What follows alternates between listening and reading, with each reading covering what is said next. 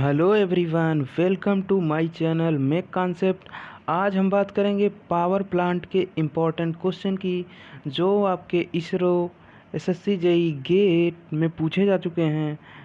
तो दोस्तों बात करते हैं क्वेश्चन नंबर 1 की। Which of following is boiler mounting. सबसे पहले मैं दोस्तों आपको बॉयलर की डिफिनीशन बताना चाहूँगा। बॉयलर इज़ द डिवाइस, आप कह सकते हैं mechanical device, which produces steam at desired pressure and temperature। दोस्तों बॉयलर एक स्टीम प्रोड्यूसिंग डिवाइस है। बात करें बॉयलर माउंटिंग की तो boiler mounting, the item which is use for safety of boiler is called boiler mounting. जैसे दोस्तों आपका सेफ्टी वाल्व, प्रेशर गेज, ये सब आपका सेफ्टी पर्पज़ से यूज होता है बॉयलर में। ब्लो ऑफ कॉक, तो ये आपके बॉयलर माउंटिंग हो गए। तो आपका आंसर हो जाएगा दोस्तों ब्लो ऑफ कॉक।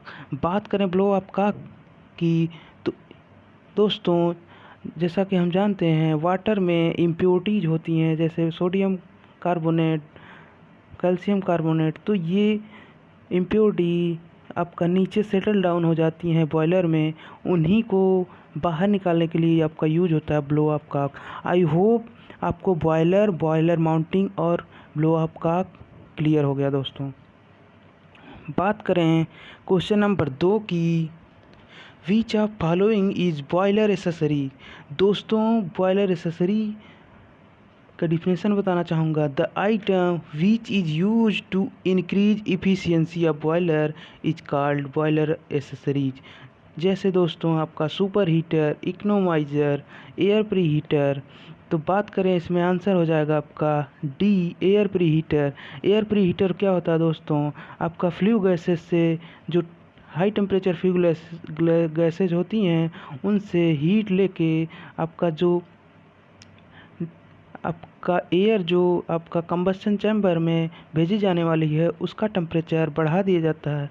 बात करें सेफ्टी वाल्व, ब्लो अप का हमने ऊपर डिस्क्राइब किया। बात करते हैं क्वेश्चन नंबर 3 की। The boiler rating is usually defined in term of.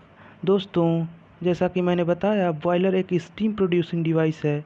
तो स्टीम प्रोड्यूसिंग डिवाइस को हम इसकी रेटिंग जो होती है वो होती है केजी पर हावर। एक हावर में कितने केजी स्टीम प्रोड्यूस कर रही है। तो आपका आंसर हो जाएगा स्टीम आउटपुट इन केजी पर हावर। क्वेश्चन नंबर 4 की बात करें। विच of following is fire tube boiler.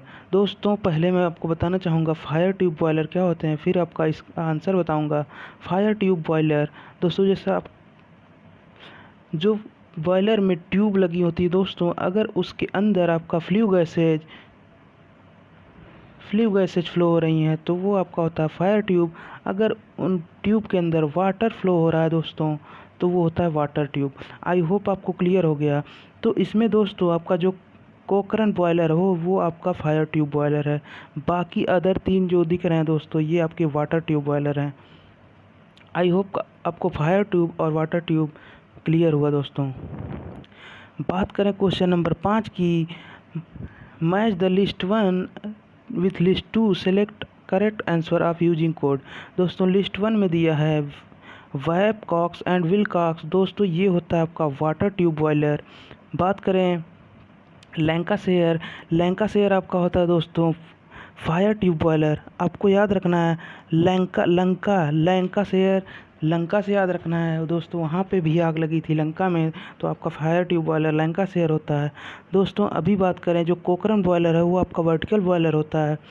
La Mont boiler जो है वो आपका फोर्स कन्वेक्स सर्कुलर बॉयलर होता है। तो आपका मैच होगा ए का 3, 2 का बी, सी का 1, डी का 4। तो आपका आंसर हो जाएगा सी। क्वेश्चन नंबर 6 की बात करें दोस्तों। There is no steam drum in. दोस्तों बात करें तो ये आपका बेंसन बॉयलर है जिसमें आपका कोई ड्रम यूज नहीं होता दोस्तों। आप आपको बता दें ये चारों जो आपके बॉयलर हैं दोस्तों, La Mont boiler, Loeffler boiler, Benson boiler, Velox boiler, ये हाई प्रेशर बॉयलर हैं दोस्तों। हाई प्रेशर बॉयलर, आपको इनका नाम याद रखना, हाई प्रेशर बॉयलर। दोस्तों डायरेक्ट एसएससी जेईई में पूछा जाता है विच of following is high pressure boiler. High pressure boiler को डिफाइन कैसे करते हैं दोस्तों, जिनका प्रेशर 125 बार से एबव हो उन्हें आप हाई प्रेशर बॉयलर कह सकते हैं। क्वेश्चन नंबर 7 की बात करें, in a boiler the device which is the waste of heat utilize heating feed water is called. दोस्तों पूछ रहा है वो कौन सी डिवाइस है जो आपका हीट यूटिलाइज करती है आपके फीडिंग ऑफ वाटर का टेम्परेचर बढ़ाने में। तो दोस्तों ये होती है इकोनोमाइजर डिवाइस। क्या करती है कि जो स्टीम आउट हो रही है टरबाइन से, उससे हीट एक्सट्रैक्ट करके जो फीड वाटर है, जो फीड आपका वाटर जाने वाला है बॉयलर में, उसके टेम्परेचर को बढ़ा देता है। क्वेश्चन नंबर 8 की बात करें, dash is the platform in a surface upon which fuel is burn. दोस्तों ये होता है आपका ग्रेट वो प्लेटफॉर्म है दोस्तों जहाँ पे आपका कोल बर्न किया जाता है। तो आपका आंसर हो जाएगा ग्रेट।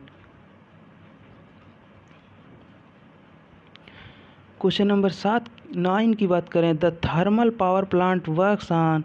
तो दोस्तों आप जैसा जानते हैं थर्मल स्टीम पावर प्लांट भी होता है और गैस पावर प्लांट भी होता है, बट आपको ज़्यादातर देखने को स्टीम पावर प्लांट ही मिलता है। जैसे आपका एनटीपीसी के जो पावर प्लांट हैं वो आपके स्टीम पावर प्लांट हैं। तो आपका आंसर हो जाएगा रैंकाइन साइकिल यूज होती है दोस्तों आपका थर्मल पावर प्लांट में। दोस्तों मैं डिफाइन करना चाहूँगा रैंकाइन साइकिल में कितने आपके प्रोसेस होते हैं। इसमें टोटल आपके 4 प्रोसेस होते हैं दोस्तों। अगर टीएस डायग्राम बना के मैं देखें, ये होती है आपकी लिक्विड लाइन, ये होती है आपका वेपर लाइन, ये होता है आपका क्रिटिकल पॉइंट। दोस्तों सुपर हीटेड से 1 to 2 जो प्रोसेस होता है वो होता है reversible adiabatic expansion process. 2 to 3 जो प्रोसेस होता है दोस्तों isobaric heat rejection process. 3 to 4 जो होता है दोस्तों आपका रिवर्सिबल एडियाबेटिक कंप्रेशन। और 4 to 1 जो होता है आइसोबेरिक हीट एडिशन। दोस्तों ये आपके 4 प्रोसेस होते हैं रैंकाइन साइकिल में। आई होप आपको रैंकाइन साइकिल में 4 प्रोसेस क्लियर हो गए। बात करें क्वेश्चन नंबर 10 की, the critical point of water is, sorry दोस्तों यहाँ पे क्रिटिकल प्रेशर पूछ रहा है आपका, तो आपका ये होता है 22 मेगा पास्कल। वहीं बात करें दोस्तों क्रिटिकल टेम्परेचर की, आपको याद रखना है क्रिटिकल टेम्परेचर जो होता है वो होता है 374 सेंटीग्रेड। दोस्तों याद रखना ये सेंटीग्रेड में है, आप केल्विन में बदलने के लिए 273 ऐड कर देंगे। आपको दोनों याद रखना है दोस्तों, क्रिटिकल प्रेशर और क्रिटिकल टेम्परेचर, क्योंकि डायरेक्ट पूछा जाता है। एसएससी जेईई में पूछ चुका है दोस्तों वाटर का क्रिटिकल टेम्परेचर क्या है। बात करें क्रिटिकल पॉइंट क्या होता है दोस्तों, ऐसा ये अगर हम टीएस डायग्राम में देखें, जहाँ पे लिक्विड लाइन ये आपकी वेपर लाइन है, ये आपकी लिक्विड लाइन है, जहाँ पे मिलती हैं वही होता है क्रिटिकल पॉइंट। यह ऐसा पॉइंट होता है दोस्तों जहाँ पे विथआउट चेंज ऑफ प्रेशर आप लिक्विड से वेपर, वेपर से लिक्विड फेज में चेंज होता है। बात करें क्वेश्चन नंबर 11 की, which of following usage a generator. दोस्तों आपकी इरेक्शन साइकिल और स्टेलिंग साइकिल दोनों यूज होती हैं आपका रीजनरेटर में। बात करें स्टेलिंग साइकिल की दोस्तों, इसमें 4 प्रोसेस होते हैं दोस्तों। 2 आपके आइसोथर्मल प्रोसेस होते हैं और 2 आपके आइसोकोरिक प्रोसेस होते हैं। आइसोकोरिक दोस्तों, आइसोकोरिक को कास्ट एंड वॉल्यूम भी प्रोसेस बोलते हैं। दोस्तों ये दोनों रिवर्स स्टेलिंग साइकिल और इरेक्शन साइकिल दोनों आपका रिवर्सिबल साइकिल हैं। इनकी इफिशियंसी कार्नोट इफिशियंसी के इक्वल होती है। बात करें दोस्तों इरेक्शन साइकिल में भी 4 प्रोसेस होते हैं आपके। 2 होते हैं आइसोथर्मल रिवर्सिबल आइसोथर्मल, 2 होते हैं आपके 2 रिवर्सिबल आइसोबेरिक। आइसोबेरिक को बोलते हैं दोस्तों कांस्टेंट प्रेशर। इसका आंसर था आपका डी। आई होप इरिक्सन और स्टिलिंग साइकिल आपको दोनों क्लियर हो गई। ये काफ़ी अच्छा क्वेश्चन है दोस्तों। A pump having efficiency 68% delivers 3 litre per second of water against the head of 22 metre. Compute the power requirement to the pump in watt. दोस्तों पावर जो होता है वो होता है रो क्यू जी एच, जहाँ पे एच आपका हेड होता है, क्यू आपका मास फ्लो रेट होता है। दोस्तों रो क्यू को ही हम बोलते हैं एम मास फ्लो रेट। तो आपका आंसर हो जाएगा, जब हम इसको वैल्यू पुट करेंगे, जो आपका क्यू होगा दोस्तों वो मीटर क्यूब पर सेकेंड में होगा, तो हम 1000 से डिवाइड कर देंगे, तो आपका आंसर हो जाएगा 10⁻³ इंटू 0.003 इंटू 9.81 इंटू 22। तो आपका आंसर ये आता है दोस्तों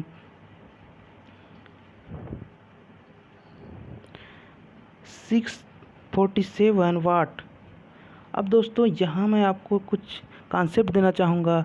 चूँकि एफिशिएंसी दी है और पंप हमारा वर्क कंज्यूमिंग डिवाइस है, तो दोस्तों ये जो हमने ये पावर निकाला ये आइडियल पावर है। जो भी अगर पावर कंज्यूमिंग डिवाइस है तो दोस्तों वो आइडियल से ज़्यादा कंज्यूम करेगा, तो हम एफिशिएंसी डिवाइड कर देंगे। जो हमें एक्चुअल चाहिए, जो एक्चुअल पावर होगी दोस्तों वो आइडियल पावर बटे एफिशिएंसी, जब 0.68 से डिवाइड करेंगे 647 को, तो आपका आंसर आ जाएगा 952 वाट। दोस्तों यहाँ पे हम इफ़िशियंसी से इसलिए डिवाइड कर रहे हैं क्योंकि ये वर्क कंज्यूमिंग डिवाइस है, तो हमें ज़्यादा वर्क देना पड़ेगा। अगर यही बात होती वर्क प्रोड्यूसिंग डिवाइस जैसे टरबाइन की, तो हम इफ़िशियंसी से गुणा करते हैं क्योंकि हमें वो कम पावर प्रोड्यूस करके देगी। आपको आई होप आपको कॉन्सेप्ट क्लियर हो गया। ये काफ़ी अच्छा क्वेश्चन है दोस्तों, रिसेंट गेट में आया हुआ है। The Rankine cycle for steam power plant, the turbine entry and exit enthalpy are 2803 kg per kilojoule per kg and 1800 kilojoule per kg. The enthalpy of water at pump entry at exit 121 kg kilojoule per kg and 124। दोस्तों सबसे पहले तो पूछ रहा है आपका the specific steam consumption. दोस्तों specific steam consumption होता है 3600 बाई डब्लू नेट। अब दोस्तों डब्लू नेट कैसे निकालेंगे उसकी बात कर लेते हैं। पहले टीएस डायग्राम देखते हैं दोस्तों। ये होता है आपका स्टीम टरबाइन रैंकाइन साइकिल का टीएस डायग्राम। प्रोसेस 1 to 2 होता है दोस्तों, सॉरी ये वर्टिकल होता है दोस्तों। कुछ ऐसा डोम बनता है आपका। ये प्रोसेस 1 to 2 जो है आइसेंट्रोपिक एक्सपेंशन दोस्तों, यही होती है टरबाइन में। तो आपका इंथैल्पी दिया है, तो डब्लू टरबाइन क्या हो जाएगा दोस्तों H1 माइनस H2। जब हम आपका यहाँ देखेंगे दिया है 2803 माइनस 1800 करेंगे, तो आपका आंसर हो जाएगा 1000।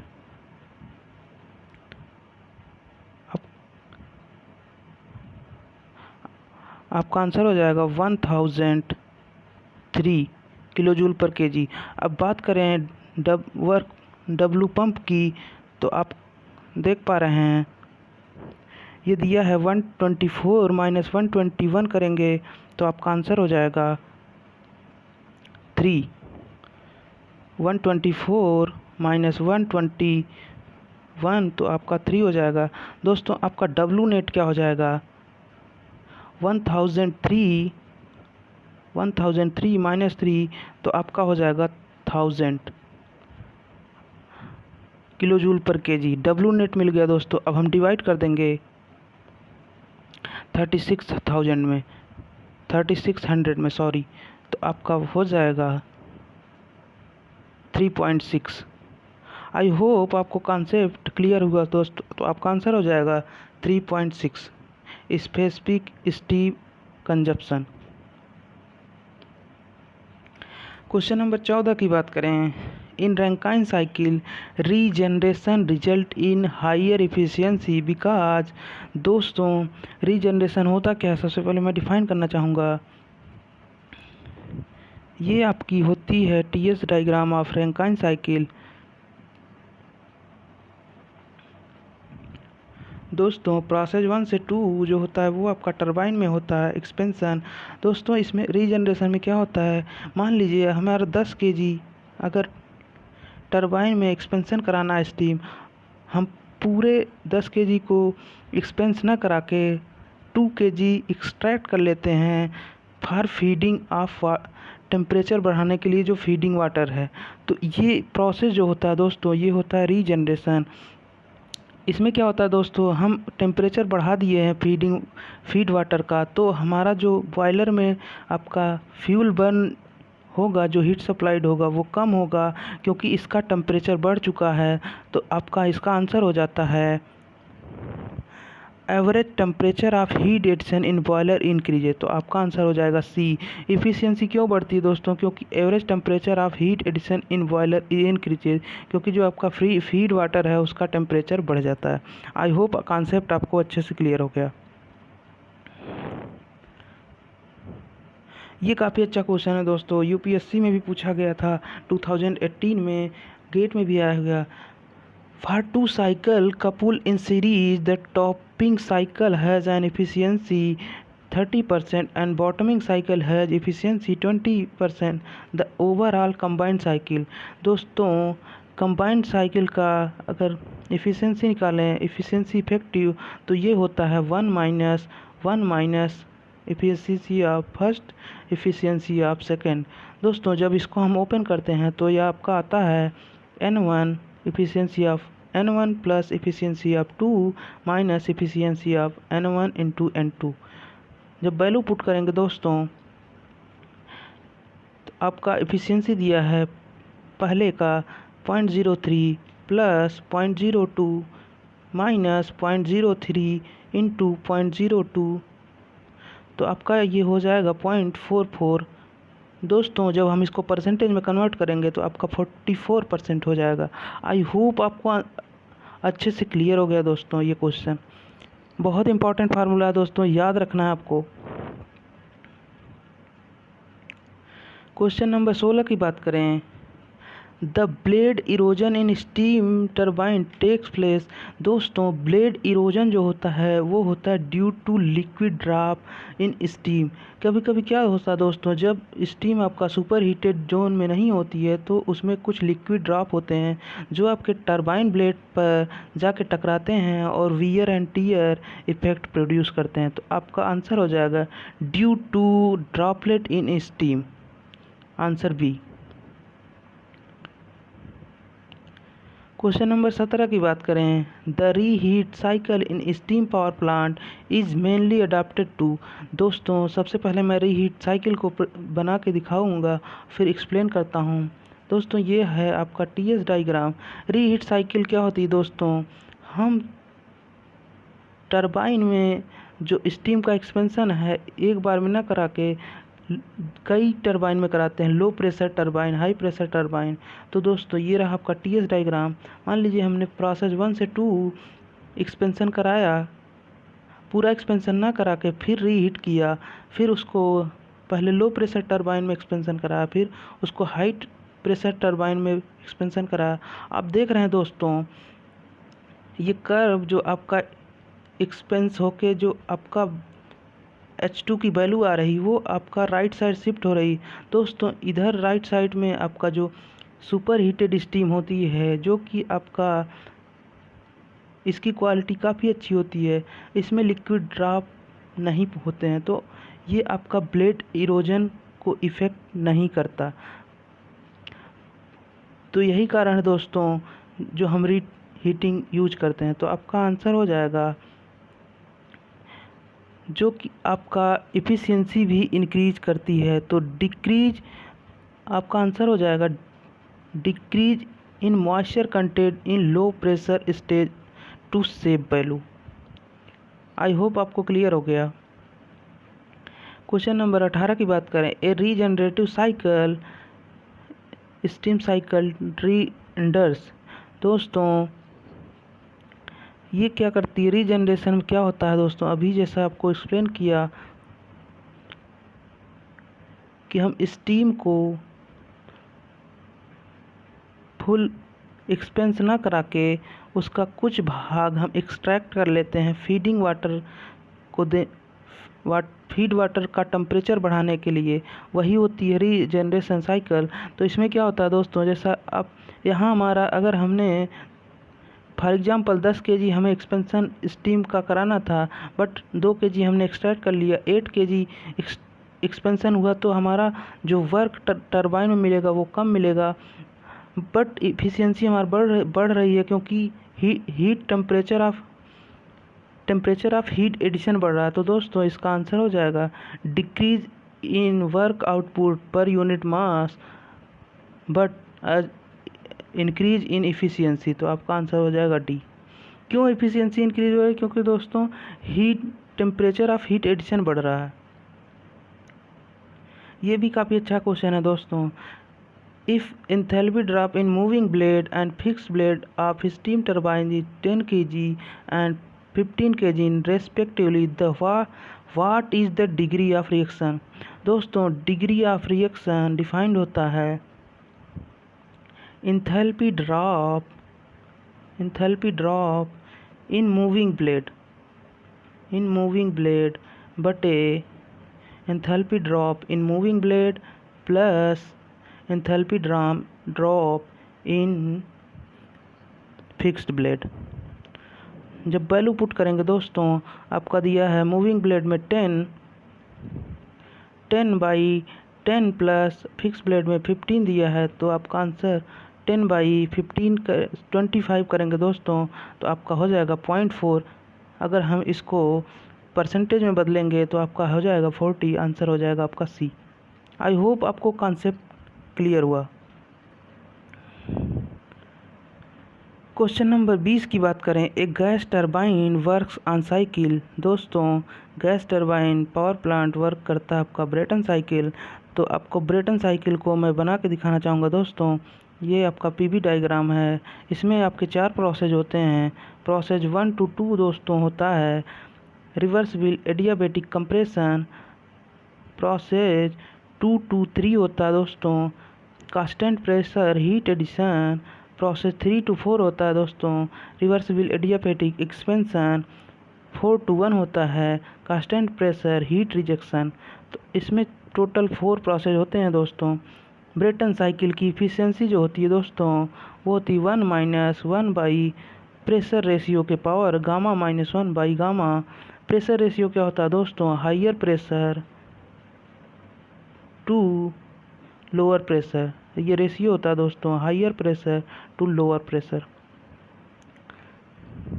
जैसा कि अभी आपको ऊपर एक्सप्लेन किया, the thermal efficiency of gas turbine power plant, जहाँ पे आपका आर इज प्रेशर रेशियो है, तो आपका जो थर्मल इफिशियंसी था दोस्तों वो था आपका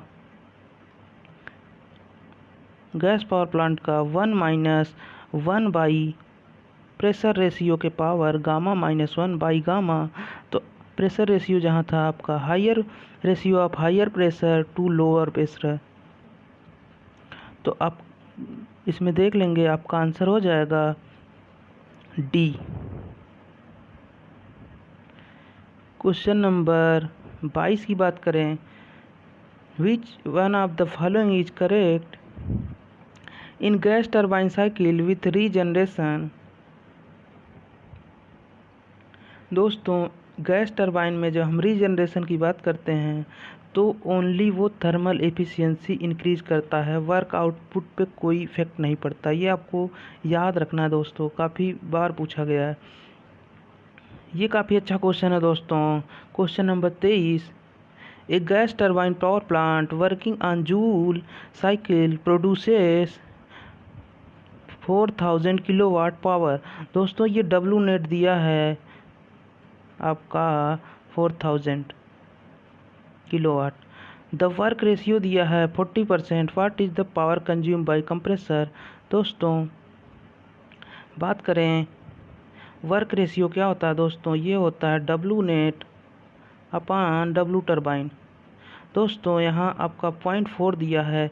जब हम डब्लू टरबाइन की बात करेंगे तो वो हो जाएगा डब्लू नेट डिवाइडेड बाई 0.4, तो आपका आंसर हो जाएगा 10,000 किलोवाट। अब चूँकि हम जानते हैं W net equal to W turbine minus W compressor, तो आपका डब्लू कंप्रेसर हो जाएगा दोस्तों 10,000 माइनस 4,000, तो आपका हो जाएगा 6,000 किलोवाट। आई होप आपको कॉन्सेप्ट क्लियर हो गया दोस्तों। आपका हो जाएगा आंसर 6,000 किलोवाट। क्वेश्चन नंबर 24 की बात करें, the boiler accessories are use to ensure. दोस्तों ऑप्शन ए है इम्प्रूव परफॉर्मेंस, ऑप्शन बी है safe operation, option C automatic control, D है इस ईजी मेंटेनेंस। तो आपको बताया था दोस्तों एसेसरीज से एफिशिएंसी मैच कर रहा है, तो आपका ये होता है इम्प्रूव परफॉर्मेंस। परफॉर्मेंस अच्छी होगी तो एफिशिएंसी अच्छी होगी।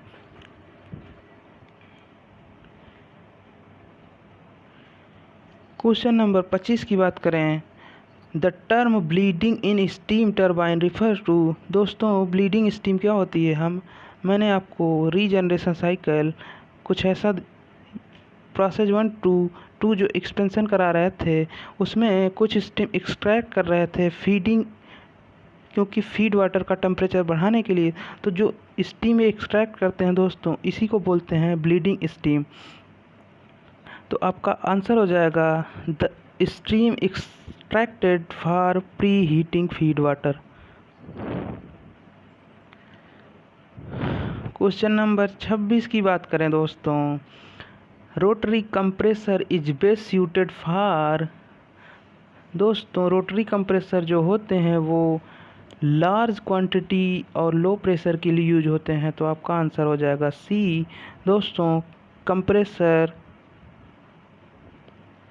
Compressor is device which compress air. दोस्तों ये 2 टाइप्स के होते हैं, रोटरी और रेसिप्रोकेटिंग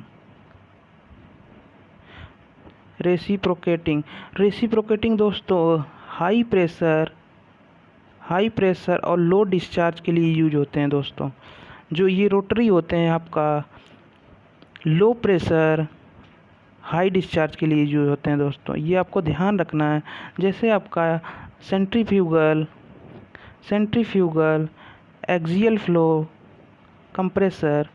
दोस्तों कभी कभी पूछा जाता है कि एयर जेट में कौन सा कंप्रेसर यूज होता है, तो आपका होता है एक्सियल फ्लो कंप्रेसर। दोस्तों ये आपको ध्यान रखना है।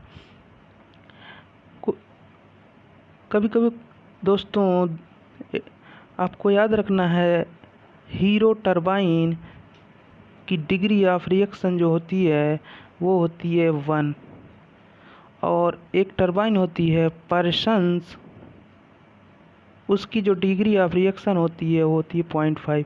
दोस्तों ये आपको डायरेक्ट याद रखना है, क्योंकि SSC JEE रिसेंट 2018 में पूछा हुआ था what is the degree of reaction of Parsons turbine, तो आपका 0.5 आपका आंसर था। दोस्तों हीरो आप ऐसे भी याद रख सकते हैं, हीरो है तो 100% मतलब एक, और पर्सन्स अगर एक याद कर लेंगे तो आपका दूसरा याद हो जाएगा। ये रहे दोस्तों आपके 26 क्वेश्चन। मैंने काफ़ी अच्छे से आपको एक्सप्लेन किया है दोस्तों। अगर कोई भी मिस्टेक हुई हो तो प्लीज़ आप कमेंट करके बता सकते हैं। आई होप आपको वीडियो अच्छा लगा। अगर आपको कुछ सीखने को मिला दोस्तों तो प्लीज़ लाइक करें और अपने दोस्तों के साथ शेयर करें, ताकि मुझे भी मोटिवेशन मिलता रहे, ताकि मैं अच्छे वीडियो बना सकूं। प्लीज़ दोस्तों अगर कोई भी आप आपकी क्वेरी हो, डाउट हो तो आप कमेंट में पूछ सकते हैं, मैं डेफिनेटली आपको रिप्लाई दूंगा। तो आप पढ़ते रहिए, ऐसे आगे बढ़ते रहिए। Thank you so much. मिलते हैं नेक्स्ट वीडियो में, तब तक के लिए जय हिंद।